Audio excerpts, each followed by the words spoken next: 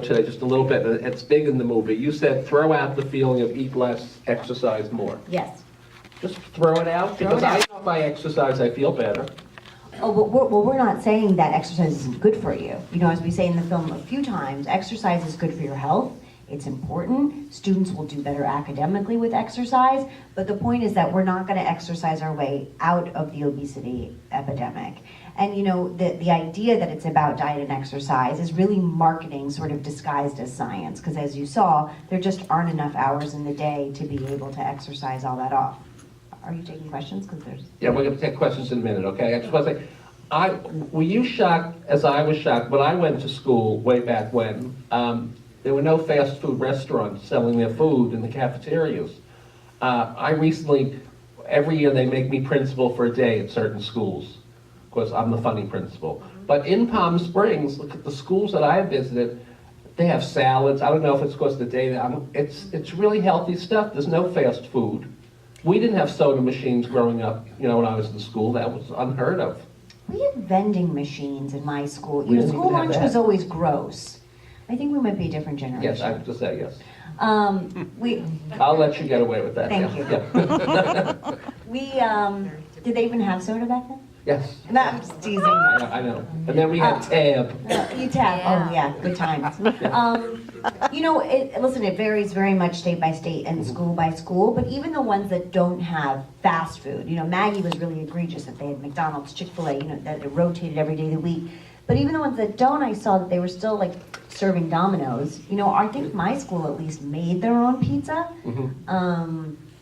But, you know, it's still, we're not serving our kids the very best that we could. And we, you know, at the end, it's a very brief clip, but you saw a woman, she says, you know, by serving the local beans, we save for $4,000.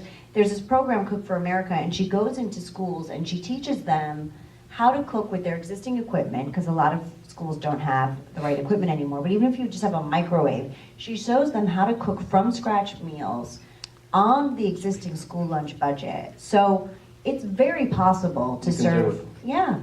So in other words, the solution seems to be to stop eating processed foods. Yes. Very And eat easy. real food. Yeah. Easy solution, right in your kitchen. Easy. Okay, I live alone. You want me to be in the kitchen all day? No, okay, again, the Yeah. idea that it takes a long time to cook or that it's more expensive is again a marketing claim. So the other day I have a newborn, I've been on the road a lot, and I was exhausted and didn't feel like cooking, and I was like, I have this secret stash of frozen pizzas. They're organic and Right. whole grain, but still frozen pizzas. And I was like, I'm just gonna throw in a frozen pizza. You know, and then I was like, well, it's gonna take me a couple minutes to preheat the oven and 15 minutes for the pizza to cook. I could easily just throw something together. So I think we also need to rethink what we define as dinner, right? Mm-hmm. So when I'm busy, sometimes it's scrambled eggs and kale. It doesn't have to be a 4-course meal. It doesn't all have to be from scratch. You know, again, scrambled eggs and kale is a spectacular dinner compared to a frozen I can pizza. do that. I can do that. You can do that. I'm shocked that there's sugar in baby formula. I know. That they get them hooked as soon as, you know, they're born. I know, and it's, well, yeah, and it's the fourth ingredient. And I find that this idea of them hooking them when they're young very interesting, because when you hear the idea of nanny state and government shouldn't be telling us what to eat, you know, up until now the food industry has been telling us what to eat. And so when you addict kids at that age, there's already somebody sort of setting their palates, right? Because your palates get set for life, and it's very difficult to break those cycles. So it's an interesting little factoid. Okay, who has a question? This is my Phil Donahue invitation. Okay, oh yeah, great, I love it. Actually, I look more like Oprah right now. I'm just wondering where the Sound like her, idea too. came from, which I had heard all my life, that the calories, where you got the calories didn't matter. It was just, you know, you had to burn the number of calories you got, and then you'd be okay. So just reduce your calorie intake and everything would be taken care of, instead of what he was describing about the difference between the calorie from a nut and the calorie from a soda, how it does make a difference. Yeah, so the all calories are created equal mantra started with the food industry. It slowly made its way out through marketing claims. And you saw this, you know, really take off in the early 80s, right, with the low-fat food craze, when, you know, and I don't know if you guys remember, but when Snackwells came out, we would just binge on them, thinking, oh my, I can eat all of these, they're not gonna make a difference. And so it became a great marketing claim because again, then the onus is on you. You're lazy, you didn't exercise them off. So, you know, a lot of times as you saw, they buy science, they influence science, but I think it just also, there's something, it becomes so ingrained in sort of the popular culture, because I still find it's hard for me to grab full-fat cream cheese. You know, if I want, I'm still like, oh, why wouldn't I get the low-fat? It seems so innocent. And you look at it, and when you compare the ingredients, the low-fat cream cheese has so many more ingredients than the full-fat cream cheese. And it's just, no, I find it ironic that when you're raised this way, even knowing the truth, it becomes really hard to sort of undo that popular thinking. What is the number of ingredients that if it has more ingredients than 5 or something? So I try to buy things with less than 5 ingredients, but a better rule than actually counting the ingredients is don't buy things with ingredients you can't pronounce. Because for example, I bought a wonderful bread, it's fitness bread, and it has 6 ingredients, and it would have been foolish for me not to buy it because I knew every ingredient on there, I could pronounce them, they were all very natural ingredients. So the 5 one is a good one to start with, but overall, I mean, if the ingredients are kale, If avocado. it's a made-up word, don't buy it. Exactly. If it's a made-up word, is a better rule, I think, to follow. We should shop at Whole Foods. Whole Foods is coming September 24th. Yeah, they implied in the film that cheese was made from the fat from the skim milk. Is there any cheese that's worth eating? Yeah, so this is an interesting point, the cheese. I feel like I didn't do a great job as a filmmaker because our cheese segment gets, to me, misinterpreted quite often. We actually weren't saying cheese is bad. To me, the whole point of the cheese segment, and it's funny because we focus grouped this earlier and it came up a lot and we kept trying to tweak it to drive home this message, but I'm still hearing it now. The whole point of cheese was just to show how the USDA across the board has this rampant conflict of interest. And cheese was a great example of that. Cheese, generally, fine for you. And there was a great article that just came out in the Wall Street Journal taking a different angle, but also the same approach as the film of saying how and why we started demonizing fat when it's not really the problem. So. Yeah. I remember that song. Anybody else have a question? I'll go here then. What's your comments on the artificial sweeteners and stevia and equal and all that kind of stuff? Great question, and that was the first question I had because I thought, well, I don't really eat sugar, I use agave. And I was sad to hear that sugar is sugar. Your body metabolizes it all the same. So, and as you saw, there was a graphic that showed that, even high fructose corn syrup and studies that compare high fructose corn syrup to sugar saw no difference. So, and the same goes for refined carbohydrates and starches, so the white breads, white potatoes, below the neck, it's all sugar. Now, keep in mind, right, because we're not going to go home and now suddenly be deprived of anything nice. Sugar in moderation is okay. The problem is, the point the film is trying to make is that you've been inundated with food claiming to be healthy that's not, right? These yogurts that are really a dessert. And these cereals, that you might as well have a candy bar instead. So it's the hidden sugars that you really want to look for. It's not so much about the teaspoon that you put in your coffee in the morning. If you, as a man, the American Heart Association says, consume 9 teaspoons. And a great rule of thumb, this changed my life early on, 4 grams equals 1 teaspoon. And that's a great way, because when you look at grams, you're like, oh, who cares about that? But then we were just on the plane, we were flying, and my husband showed me a yogurt that looked very healthy, right? Fruit, all natural, all this. And I said, there's 3 teaspoons of sugar in there, right? There was 12 grams. I said, would you really dump 3 teaspoons of sugar in? So for me, that teaspoon thing is just so much more clear. Again, grams, industry is an industry. Industry always fights when we want more clear labeling because grams are confusing. Who knows what a gram is? Oh, first I want to say thank you for putting this together. And I'm actually a local high school biology teacher. Great, I hope this is a tool for you. Yes, well, I actually wrote a course called Physiology of Digestion. I teach nutrition in high school. Oh, awesome. First of You its should be up kind here in instead of the me. Valley. And I show documentaries like this, Forks Over Knives, a lot of the other things. And in 4 years, it changed many lives, parents' lives, families' lives, kids' lives. And something like this, again, is kind of a catalyst for change. And also what's happening at the schools, of course, the clusters of fast food restaurants around the high schools Right. is also an issue. Yeah. Because the kids, they just, especially the athletes that have to stay there till 9 o'clock at night, they're eating fast food. Right. So one of the things that we're trying to work on, even with the Clinton Foundation, is education. They've pulled health from all the schools as a graduation requirement now. From all the schools here, or you mean nationally? From here, and it's going more national because they're focusing on English and math, and they're taking health out of the schools. So, and PE. And art. So the kids are And- less active, and they're Right. not getting the education. And that's one of the things that myself and the kids we're trying to fight is the education and awareness. And that's what's changing lives at home. And that's what kids are shedding pounds, and their families are changing the way they eat because of awareness and education. I'm so glad you said that, because when you make a film like this, it's really made to be a tool for people.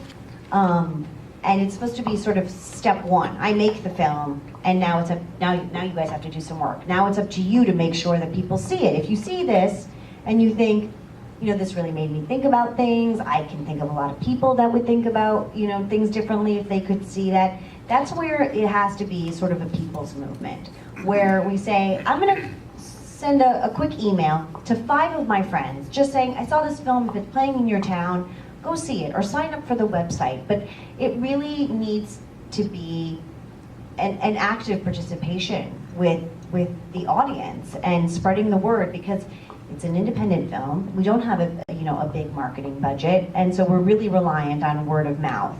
And I say that not to shamelessly shill for my film. I say it because I do this for a living, because when I was a sophomore in high school, I saw a Diet for a New America, and it changed my life. It changed the way I ate, and I said I want to do that. So I really believe, and we really had kids in mind when we made it, in terms of wanting it to be appealing to kids. So I, would love it if you could organize at your school do a field trip here. And if you go to our website, you can see that you can buy group tickets. We also are, we have a resource where people can buy tickets for kids in lower income communities, and then, we'll bus them in so that they can see it. But it really, I want people to see this and be mad, that's why it's called Fed Up. It's because you should be fed up. And it's time to fight back, and I hope real progress comes for this. So, help. What's the website? FedUpMovie.com. FedUpMovie.com. Yeah, and right now we're doing a 10-day sugar-free challenge. So if you sign up, actually anytime you sign up, you'll get these daily emails with great tips. So of course, everyone's saying, can I drink? Can I do this? Skinny vodka. I'm very interested in how this project came about. How did it team up? How did the team form? Or, you said Katie Couric talked to you Right. and you're going to write the movie, but it takes a lot more than writing and so forth. So how did it get financed? How did the whole team kind of come together? Yeah. What's the backstory? Okay. Oh, thanks. When you make social issue documentaries, people don't really ask you filmmaking questions, and it's so much fun to talk about. So I started my company, Atlas Films, with somebody that I grew up with from 4th grade on, who was fortunate enough to be very brilliant, and he sold his company to Yahoo for a lot of money. And he was generous enough to put up the initial seed money for the film. And then Katie started reaching out to people, and it took about 3 years for us, through various donations, and be glad you're not my friend, or I would have been knocking on your door. And then in terms of how the team came together, it was initially Katie and I, and then my team. I have an amazing producer who I produced my last film with. And What was your last film? my last film was Tapped, about the bottled water industry. Nice prop that we have up here. I have not opened it. And so then about a year in, I was sitting in Katie's living room floor. We were sort of laying out storyboards for the film, and we said, what's the goal? What do we want to achieve? And we said, we want this film to do for the food movement what An Inconvenient Truth did for climate change. And I said, well, why don't we call Lori David? You know, she produced An Inconvenient Truth. She had just put out a cookbook, so I knew she had sort of moved in the food direction. And we called Lori, and she was, well, we emailed Lori, and she was just, you know, over the moon and jumped right on board. And then Lori, I wish you could meet her, because you would understand, Lori is an incredible force of nature and has so much passion. So she dove in, and then, you know, here we are 3 years later.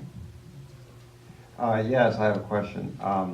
You don't spend a lot of time on this aspect of the problem in your film, but obviously our country will be bankrupted by the healthcare costs. Yes. And we just went through a healthcare overhaul, and that part of it really didn't come into the debate. And obviously it's not going to work if we don't do something about it. So I wonder if you could elaborate on that. Sure. I mean, we have a few, as you know, I mean, we have a few bites in there, right? We say this will bankrupt us. 75 cents of every healthcare dollar goes to preventable diseases. So we have a few bites. It ends up just being, you know, the nature of filmmaking is you start with a 4-hour cut and you say, where can we weed, right? Where can we kind of pare things down? And what's going to feel cinematic versus feel like you're watching 60 Minutes or 2020. Great shows, but not why you pay money to go to a theater. So, you know, I felt like we made the point, right? We say this is going to bankrupt us. We show that it costs $147 billion to the country. And then, you know, how much dwelling on it could we really do? So I felt like, you know, I obviously would love to do, you know, you could do a whole film on how it's bankrupting us and how it's affecting healthcare. But we gave it its nod, and then really just for timing's sake, kind of had to move on. Why wouldn't Mrs. Obama speak to you? Because at the end it said, I could understand Coca-Cola and Kraft saying, you know, like Blackfish, they couldn't get, you know, SeaWorld to talk. But I was surprised because Mrs. Obama comes off very nicely in this movie.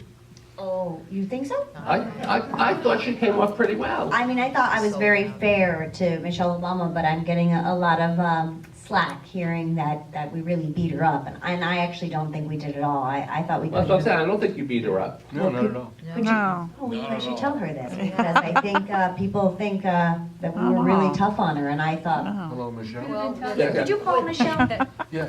Hello, Movie Michelle. I'm really glad to hear that, though, because No, I do think that she's done more than any administration. And that's what the movie showed, I thought. Right.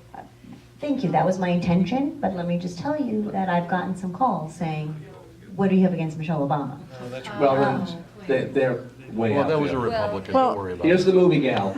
Hi, I'm the Palm Springs movie gal. My question was actually just stolen by Bill about Michelle Obama. I have another question. Has anyone in the press actually asked her why she refused to talk to you? I haven't seen that yet, and not to my knowledge. I do, you know, when she declined, they were very gracious, and they said, we have a blanket policy, we don't do documentary films. Mm-hmm. I mean, you're the first lady, you can break that policy. I think you probably have control over doing that. I think it's a shame that she didn't participate. Yeah. But I hope that they see the film, and I hope that they see this as a vehicle to, you know, elevate her platform, and that they'll want to participate. I hope she thinks I was fair as well. Yeah, this gentleman. Whole bunch of filmmaking questions here. Do you and the writer have a news background? How long did it take you to shoot all of this? What did you use to shoot it? How did you edit it? And a legal affairs question, you used a lot of commercials. Yeah. Obviously, you used them without permission. Right. Have you gotten any calls from attorneys? Okay. Just a few movie questions. Just a few questions. Tell me if I miss any, but we shot over the course of 3 years. We shot on the Canon 5D primarily. Nothing really original. We used all the commercials under the fair use doctrine, which is sort of covered in documentary filmmaking and news, that if you use something that's out in the public sphere to further your story, because it's news related, you are allowed to fairly use that. Even in documentary? Even in documentaries. I do have a news background, which is why I'm able to really milk the fair use doctrine, because I did a lot. I started at ABC working for Primetime Live and 2020, and then I worked for, wait for it, Bill O'Reilly. Okay, we're going to forgive you. For 2 years. Don't hold it against me. Well, know your enemy. Will he see this movie? Bill will not see this movie, but he did have Katie on his show tonight. We can't keep Bill's attention that long for stuff, but he was very fair on her, and actually he would, knowing Bill, he would actually agree with far more than you would think he would with this film. Should I come away from this movie empowered, that I have to change things. I also come away a little depressed because I'm up against these huge food company lobbies that, you know, the people from Coca-Cola could actually sit in front of this Congress and say, it's perfectly healthy. It's one just like the cigarette people did. Right. So do we have to like work against Coca-Cola and put those labels on the cans and make sure soda's not in the schools? I mean, it's Listen. depressing. Yeah, you could, see, I don't look at it as depressing. I look at it as a great opportunity. I think democracy is a participatory sport. And I think that we've gotten, just my personal opinion, I think people have gotten a little too comfortable in thinking that somebody else is going to take care of us. And now when you see that 68% of the population is overweight or obese, I would hope that while it is depressing that those are the stats, it needs to make you angry enough to say, I guess we all have to do something. And it can be as little as voting with your fork every day and not buying these things, but I hope it's a little bit bigger. I hope that, you know, this film really starts a movement. It's also, but what's depressing is seeing 15-year-olds weigh 400 pounds. Well, it's that criminal. wasn't, It's criminal. It's terrible. Yeah, it's criminal, and that's the legacy that we've left them, right? By us thinking, well, somebody else is going to take care of the problem. So I think, you know, it's time that we all get fed up and we all do something about it. My friend. Great film, thank you for that. I'm just kind of curious, is it too early to know anything about the families following up on those 4 or 5 kids who we saw? So they just, we just had them out for the premiere in New York, and most of this was all new information to them, right? Because we followed them and we stayed uninvolved. We got involved with one family, Brady, who you saw, who gained the weight back. Dr. Hyman went and visited them, and I can tell you that to date, Tina, the mother, has lost over 100 pounds. Wow, good for her. And she's not dieting, she's just eating real food. So why has Brady gained the weight back? Well, this is where you hear about the environment, right? That, you know, when it was during summertime when they started eating real food and he dropped those 27 pounds. When he went back to school, they had a fundraiser and asked him to sell candy bars. And Brady also happens to live in a food desert with very few options, and when he needed to get a job to pay for school, he had to get a job at Bojangles, which is a fast food restaurant, given the limited resources. So, you know, food addiction is a real thing, and battling that environment, he has lost. We have great hopes for him. Some people, after seeing the film, put together a little scholarship for him, so hopefully he can get out of Bojangles and focus on eating well and, you know, education. How about the other kid, you know, like the girl that... Yeah, what about the girl who keeps exercising and nothing happens? So we don't know what's going to happen, right? Because she literally saw the film for the first time last week. So it'll be really interesting. Now, when I saw her at the premiere, she looked pretty much the same. She hadn't gained weight, but she hadn't lost weight. She is 3 years older, so I think it's, you know, somewhat encouraging. She's a little bit taller. Her hair's a lot longer. But it'll be interesting. I spoke to her mom, and she said, you know what I couldn't believe was in the scene where you're showing how much sugar they eat every day, she goes, you know, I thought that Nutella that I gave her as a snack was like a little treat for the day. You know, her one treat of sugar. Not realizing that by breakfast, she'd already maxed out what she should be consuming in sugar. So I found that really interesting to hear, because when I saw her giving her Nutella, I thought, Maggie's so clearly overweight. Why would you ever give her Nutella? And then when I heard her say that, I was like, that makes sense. You know, she doesn't want to give her body image issues either. So it was interesting to hear that little light bulb. But yeah, I can't wait to hear what happens to them now. What about the operation? You know, maybe for your website, you know, sometime in the future. Do some follow-up, yeah. I'm going to do that, yeah, because I'm so eager to hear. And Joe, who had gastric bypass, he has now lost 100 pounds. But, you know, like, I so hesitate to say that, because like that should not be seen as a success. I mean, I'm so glad he did that, but what does it say about us as a society when a 15-year-old has to resort to, you know, mutilating procedures? Quote the easy way. Yeah, Right. and it's so not easy, to It's be not, fair. yeah. You know, I know we really struggled with putting in the film because it does, I know people see it as easy, but he went a year of counseling to do this, and he had to lose weight to do it, and he had to go to nutrition classes, so it isn't exactly an easy way out either. Question here. Do you think there's an interest or an opportunity to explore the idea of, during the 70s was also the women's movement? Yeah, that's great. And by choice, we didn't have children. And all of my friends who do have children grab the chicken McNuggets out of the freezer, give it to them, and then they sit down and eat because it's fast and it's hurried and they're both working. And I see it as, this was not my household or my mother. So I correlate that there's all these great things that happen to us as women, but there's also been, the kids have been the side effect of what not being able to do it all has been. Because it seems to me that there was a meal, they cooked, it was not processed. We had a 6-pack of Coke, and it had to last 4 people a week. So that's what it was during the 70s. So I'm just wondering if you think there's an interest in that, because I think it's one big failure of the family. And it's easy to say it's in the schools, but I think families have such a huge responsibility. Yeah. So this is interesting, and this was, early on a really big part of the film that I unfortunately had to cut. But Mark Bittman tells a really interesting story about, following World War II, when women were taken back, filled the job space and then were thrown, back into the kitchens, that there was some resentment, right? They had gotten this taste of freedom and being a part of something, and wanted to go back there. And Swanson dinners, frozen dinners came out, and they seized upon this idea of, you have more important things to do, right? Have it your way. And they, fed on that idea that, I shouldn't be cooking, and that cooking was somehow demeaning, right? Or it was just women's work. And I had in Canada, an interviewer said to me, aren't you worried about what you're going to do to the feminist movement? Aren't you essentially saying we should put women back in the kitchen? And I said, I'm saying we should put everyone back in the kitchen. Absolutely. And that was reflected. It was? Yeah, it was reflected in the end when you saw everybody cooking, yeah. I think, and my dad's a chef, so the whole idea that it's women's work is very foreign to me, because my dad cooked exclusively for us growing up.